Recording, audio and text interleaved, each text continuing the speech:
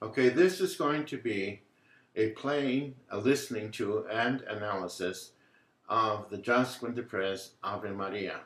Now, let me show you how this listening guide operates. First of all, along the top here, it describes what you are listening to at this time. So, at the very beginning, you're going to hear the opening salutation.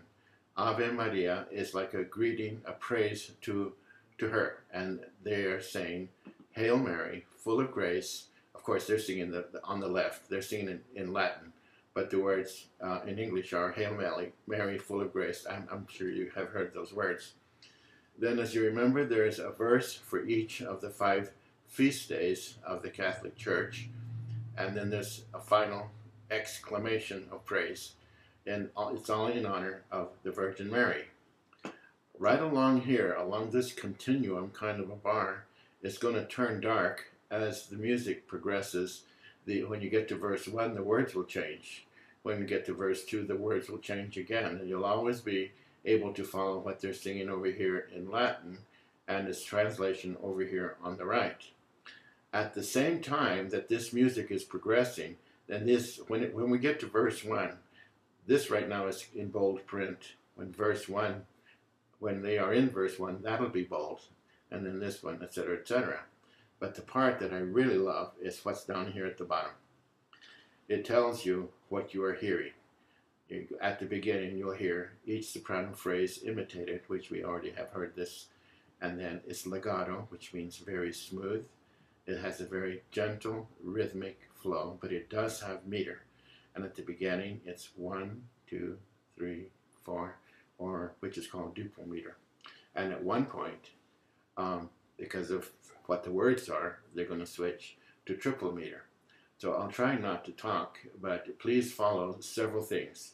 Where you are in the composition, what text is being sung and its translation, and all of the analytical and descriptive kinds of things that are down here, which is what we're learning in this course. It's what we're learning to do, is to be able to talk and describe what's happening in the music. So here we go.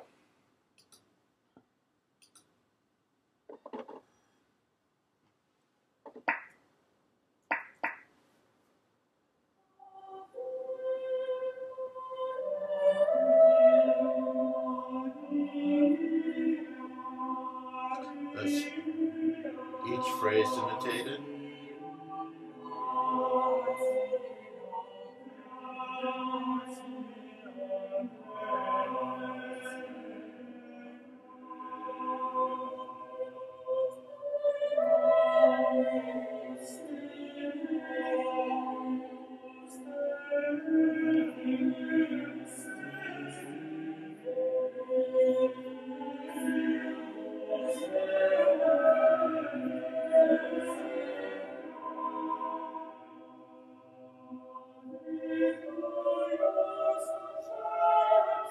Notice the couplets.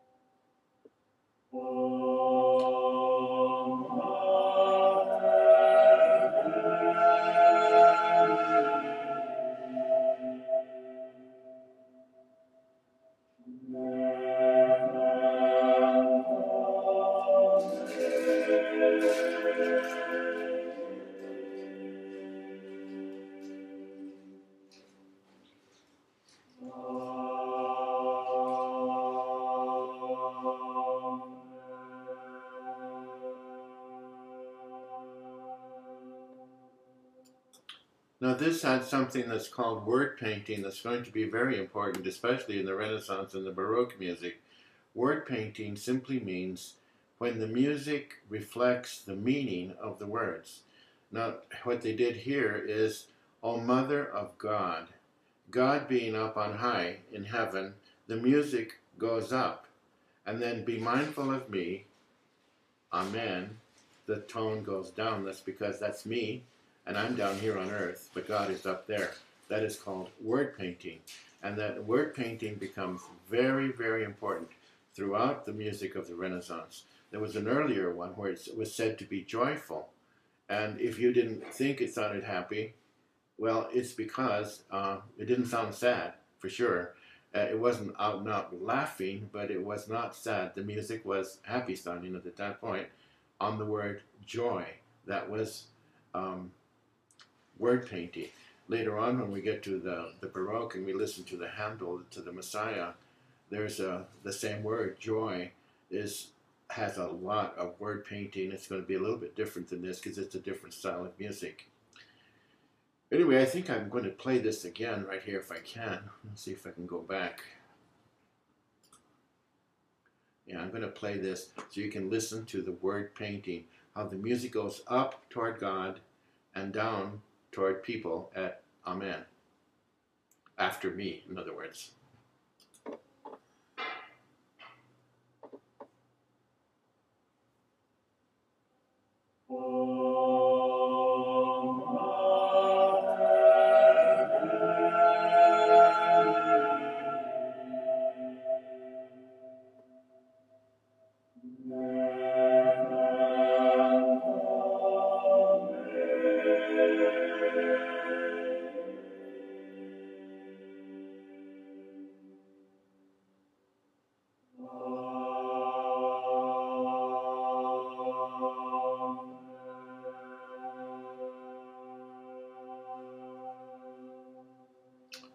This is a very wonderful, wonderful piece of music. I'm really glad they included this for us to study.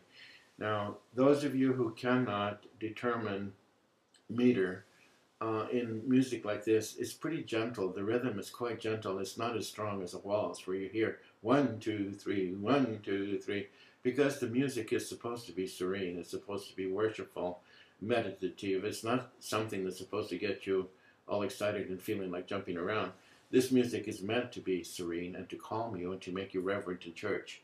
So right at this moment, if you really cannot feel the three, it's because it would be difficult so to do at this point, especially with the fact that you're not a music major and if you haven't been playing music, it's very possible you had no idea that there was a difference between duple and triple. So don't let it cause you any kind of, you'll never have to really analyze music down to that fine a point to where you just hear a snippet and you have to say, well, this was duple, this was in major, this was in minor. That kind of stuff is pretty advanced. So if you didn't get it, don't worry too much about it. Thank you very much. That's all for this particular one.